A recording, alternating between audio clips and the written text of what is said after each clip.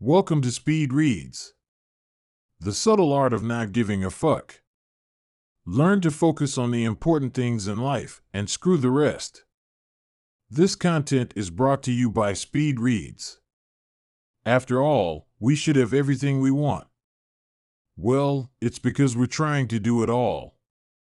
We have so many options open to us that we end up concentrating on all our different choices and opportunities all the time. In short, we're spreading ourselves too thin and burning ourselves out. So, what can we do instead? As these summaries show, we need to find out what is important to us and concentrate on doing that. Everything else? We shouldn't give a F***K about it. This summary will help you discover which few things are important enough to you to give a F***K about. Whatever you do in life will be a struggle, so you need to find the struggle that's right for you. Lesson number 1. Whatever you do in life will be a struggle, so you need to find the struggle that's right for you. What do you really want out of life? In other words, what's your ultimate goal, the achievement you want written on your headstone? It's not such an easy question to answer, is it? Sure, many of us will claim that we want happiness, a loving family, and a job we enjoy. But these are pretty vague ambitions.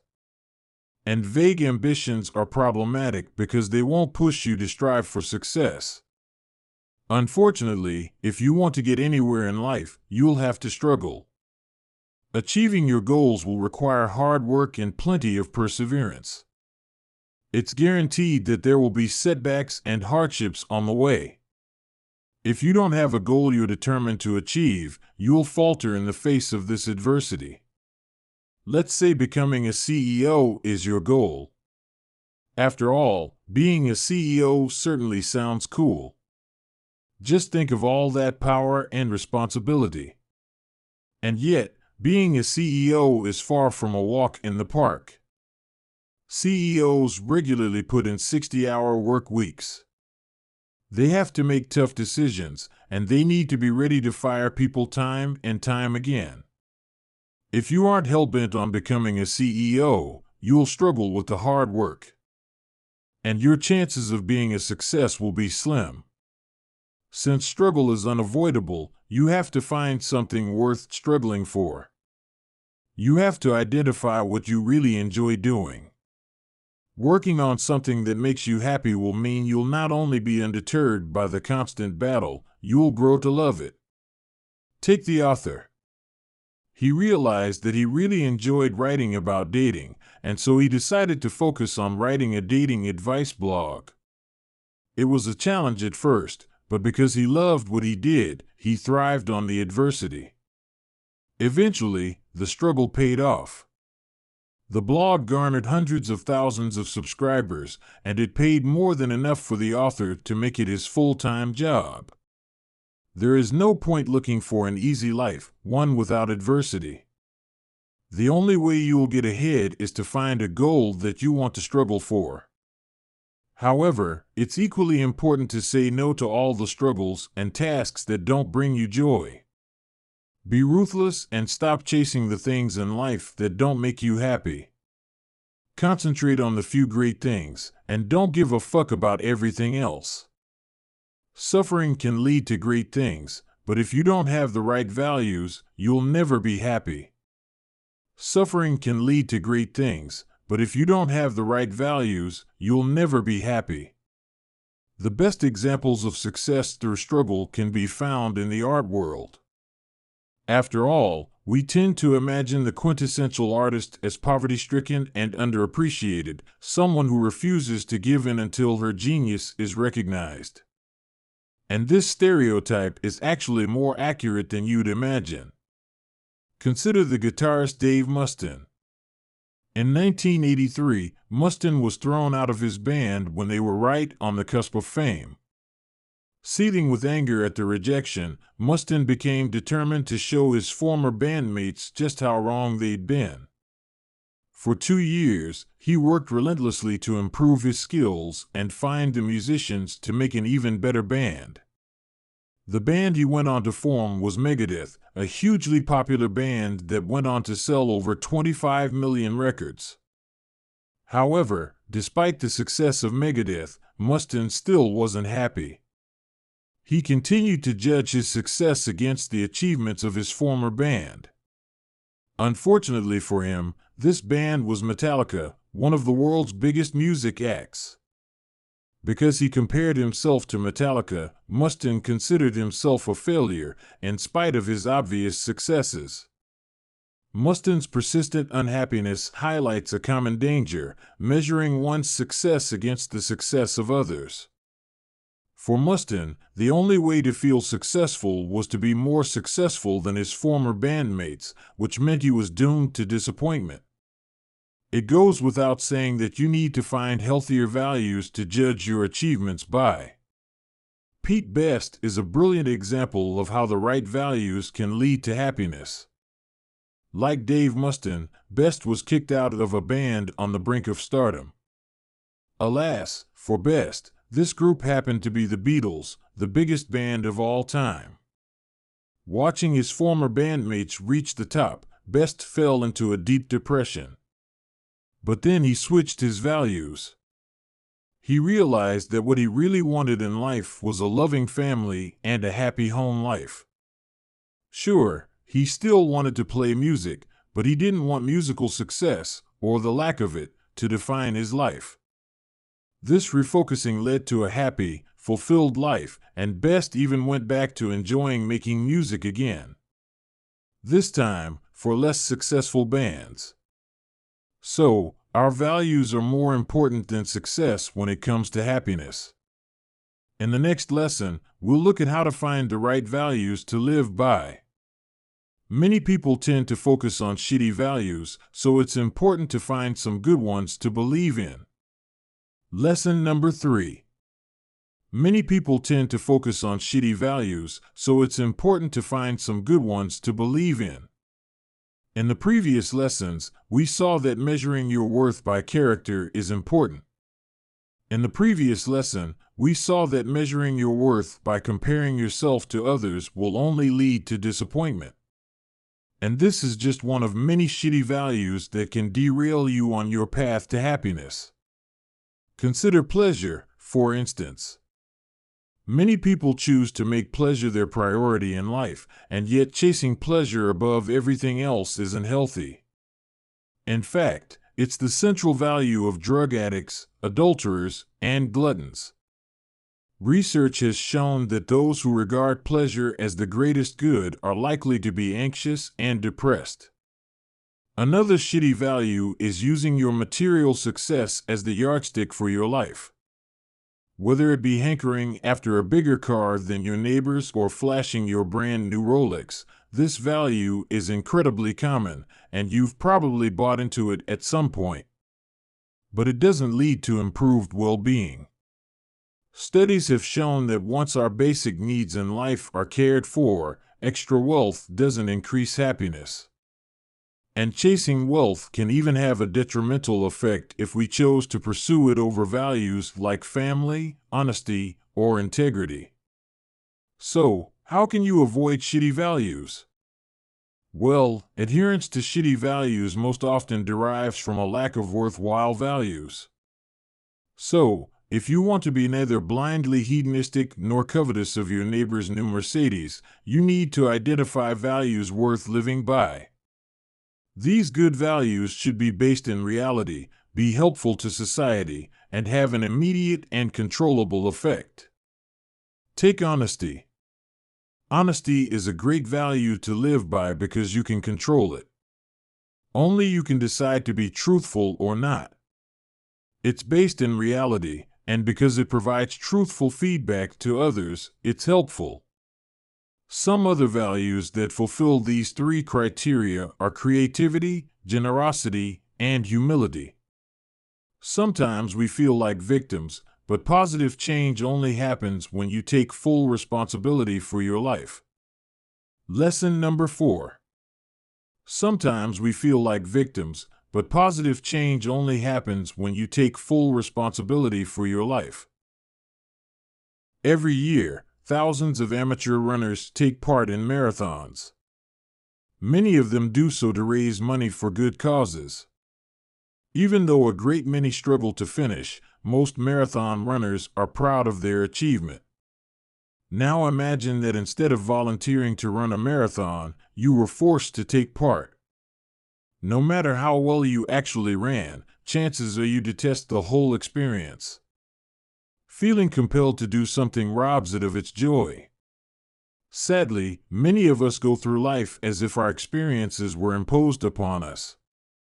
Whether it be a failed job interview, a rejection from a loved one, or even a missed bus, we see ourselves as the unhappy victims of life circumstances. Let's look at an extreme example of this phenomenon. William James was born to a wealthy, privileged family in 19th century America. Suffering from ill health, he would often experience bouts of vomiting and back spasms. His early dream was to become a painter, but he struggled to make his mark, and his father constantly mocked his lack of talent. So he decided to pursue a career in medicine, and then dropped out of medical school. Unwell and unhappy, with neither family support nor a job, James considered suicide. But then he read about the work of the philosopher Charles Peirce. Peirce's central argument was that everyone should take 100% responsibility for their own life, a message that struck a chord with James. James realized that his misery stemmed from his belief that he was a victim of outside influences. Whether it was his sickness or his father's criticisms, he blamed his situation on things he couldn't control, and this made him feel powerless. He realized that he was responsible for his life and his actions, and empowered with this thought, he started afresh. After years of hard work, James went on to become a pioneer in American psychology. So if you ever feel like a victim, remember William James and try taking responsibility for your own life. Imagine you get dumped by your partner. It would be all too easy to blame your former beloved for being cruel and uncaring, but it'd be wiser to look at how you were responsible for the relationship's failure. Perhaps you neglected your fair share of housework, or maybe you didn't support your partner's ambitions. By realizing and working on your mistakes, you can avoid them in the future. Only then can you live a better, happier life. We often flee when our identity is threatened, but Buddhism can help. Lesson number 5. We often flee when our identity is threatened, but Buddhism can help. Picture this. You're a senior manager at a large, illustrious company. You like your job and the compensation. You have a nice car, sharp clothes, and the respect of your colleagues. Most of all, you love being a senior manager. Being a senior manager is who you are. Now imagine that you have the chance to get right to the top. However, the opportunity isn't without substantial risks. If you fail to pull it off perfectly, you'll lose everything. The job, the car, the respect, and most importantly, your identity. Would you take the chance? The vast majority of people wouldn't risk it. This is a result of what the author calls Manson's law of avoidance, the tendency to flee anything that threatens our identity. Although avoiding major risks such as that described above may seem wise, our desperation to protect our identity is often more of a hindrance than a help. For example, many amateur artists and writers refuse to publicize or sell their work. They're terrified that should they show their art or writing, no one would like it. Trying and failing would destroy their identity, an identity that's been built around the possibility of becoming a great artist. So they never try at all. Luckily, there is a way to temper the negatives of Manson's law of avoidance, practicing Buddhism. Buddhism teaches that identity is an illusion. Whatever labels you give yourself, rich, poor, happy, sad, successful, a failure, are merely mental constructs. They simply aren't real, and so we shouldn't let them dictate our lives. You must, therefore, learn to let go of your identity. Liberating yourself from an identity can be a wonderful experience. For example, you may have always considered yourself to be a career-minded person. And this has meant that you've always put your job first and your family and hobbies second. Free yourself of this constraining self-image, and you'll be able to do whatever makes you happy, whether that be spending time with your kids or making model airplanes. You need to accept your mistakes and insecurities if you want to see positive change. Lesson number 6. You need to accept your mistakes and insecurities if you want to see positive change. Don't you just hate those annoying people who always think they're right, those smug know-it-alls who, even when you tell them they're in the wrong, simply won't listen? Thank heavens you're not like that yourself. Well, unfortunately, you are. From time to time, we all suffer from the delusion that we're correct when we're not. Take this example. One of the author's friends had recently gotten engaged. The groom-to-be was almost universally seen as a decent, friendly person. Except by the friend's fiancé's brother, he simply wouldn't stop criticizing his sister's choice of partner and was convinced that her fiancé would end up hurting her. Most people knew the brother was wrong, including his own sister. But try as they might, they couldn't get him to entertain the possibility that he might be acting a little delusional. If you want to avoid acting like this brother, you've got to be willing to ask yourself whether you're wrong time and time again. Only by doing this can you overcome those blind spots where you wrongly think you're right. This isn't as easy as it sounds. Quite often, our false beliefs cover up our insecurities. This means that by constantly questioning our decisions and actions, we'll uncover uncomfortable truths about ourselves. Back to the example of the hypercritical brother. It's likely that his dislike of the groom-to-be was hiding his own insecurities. Maybe he was envious that his sister had found love and he hadn't. Perhaps he was jealous because his sister was devoting her attention to her fiancé, not to him. He might have even been angry because his sister paid little attention to what he wanted. Whatever the reason, it was easier for him to blindly make fallacious assumptions than to deal with his own insecurities. Luckily, you don't have to fall into the same trap. By being ready to question your beliefs and face your insecurities, you can behave in a healthier, happier way.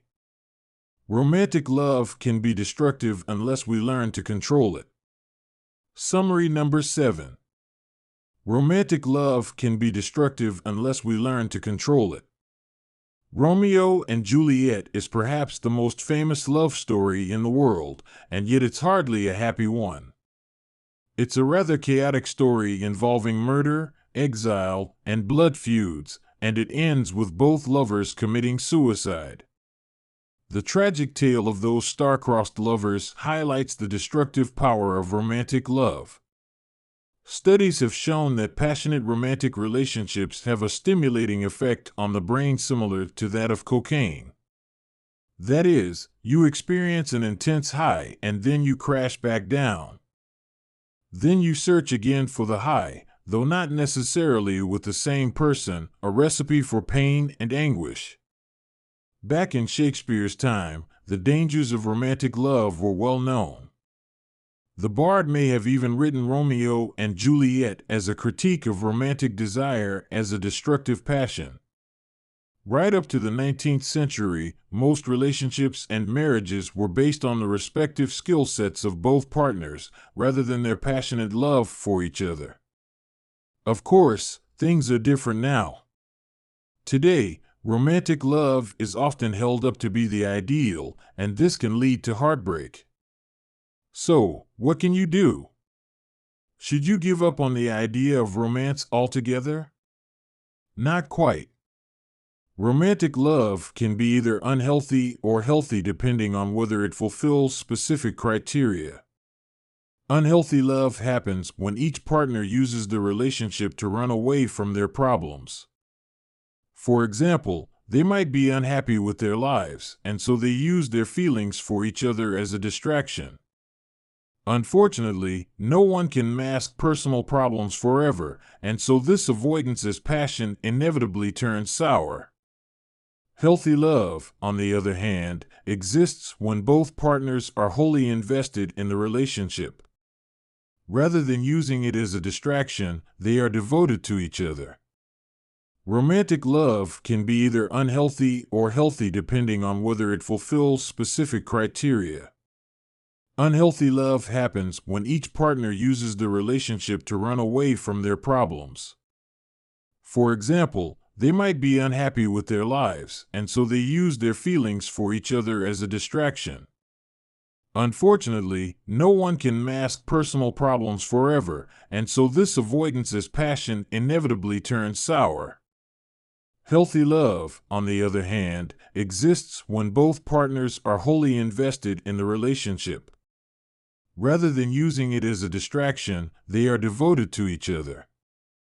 Rather than concentrate on their own feelings, each partner offers support to their significant other. However, this support has to be desired.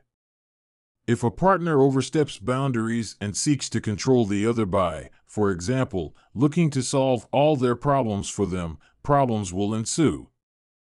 If one partner seeks to dominate the other, this is clear evidence of unhealthy love. Humans are terrified of death, and so they try to live on beyond it. Summary number 8: humans are terrified of death, and so they try to live on beyond it. You might not like to think about it, but you're going to die one day. This uncomfortable fact and how we deal with it has an awful lot to do with how we live our lives. To fully understand just how much control death has over our lives, we can look to the work of Ernest Becker. Becker was a doctor of anthropology and a bit of a maverick. Although his unconventional approach and early death limited his academic career, he did write an influential book about dying, The Denial of Death. In this book, Becker presented two main ideas. The first is that humans are terrified of dying. Unlike other animals, humans are capable of thinking about hypothetical situations. We can imagine what our lives might be like if we had chosen to study a different subject in college or, say, decided to be a pharmacist rather than a teacher. This ability to hypothesize has a downside, however. We can imagine what life would be like after we've ceased to be. This brings us to Becker's second main idea, that since we know we're doomed to die, we try to create a conceptual self that will live on after our demise. In other words, we spend our mortal lives seeking out immortality projects, things that will endure as our legacy. It's this desire that encourages some people to chase fame while others may seek to make a mark in religion, politics, or business. Yet, this dream of immortality causes problems for society. People's wish to fashion the world, or at least a part of it as they see fit, has caused war, destruction, and misery. What's more, it's not healthy for us as individuals. A desperate urge to make a mark causes us stress and anxiety. Luckily, there is a straightforward solution. We have to stop striving for immortality. We need to stop giving a fuck about fame and power and instead concentrate on the here and now. Look for meaning in the present and seek to spread happiness and joy where you are. And not giving a fuck shouldn't just be limited to thoughts of death. As you've learned in these lessons, trying to be all things to everyone just leads to pain. If you want to pursue a happy life, focus on the things you enjoy, be it the joyful struggle or a healthy relationship. Everything else is a pointless distraction. Thanks for listening to our summary to The Subtle Art of Not Giving a Fuck by Mark Manson. Final summary: the book's main takeaway is that we try to do too much in life, and this leads to stress and unhappiness. Each of us needs to learn to stop giving a fuck about the things that are causing us pain. Choose what it is you really want to care about and develop a more constructive approach to work, love, and life itself. Here's some more actionable advice. Forget FOMO and learn to say no. If you want to focus only on the things that really matter to you, it's vitally important to say no to everything else. FOMO, the fear of missing out, keeps us stressed, but the truth is we'll miss out on things no matter what. You can't have the perfect career, lots of family time, and countless hours to spend surfing waves on a sunny beach. It's more important to miss out on the right things. So pick what's important to you and ignore the rest. Be totally ruthless with this. For example, follow the path set by CEO multimillionaire Mohammed El-Arian, who resigned from his lucrative job so that he could spend more time with his young daughter.